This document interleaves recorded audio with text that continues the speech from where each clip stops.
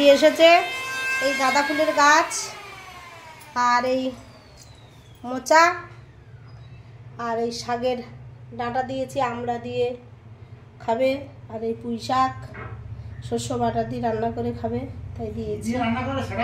হ্যাঁ, আর এই শাকের এই যে ডাঁটা টাটাগুলো ফেলে দিয়েছে, নরম টরমগুলো ফেলে দেয়, এগুলো নে দিয়েছি। আর ওই সামনে যাওয়ার সময় একটা ফুল গাছ দেখেছি যেটা 12 মাস ফোটে, সেই ফুল গাছটাও আছে, ইটের উপরে রেখে দিয়ে এসেছি, সেগুলো দেব।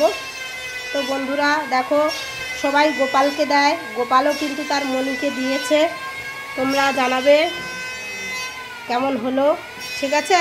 ভিডিওটা গোপালের কিন্তু কিছুই নেই, তোমরা অবশ্যই জানিও। টাটা বাই, সবাই ভালো থেকো।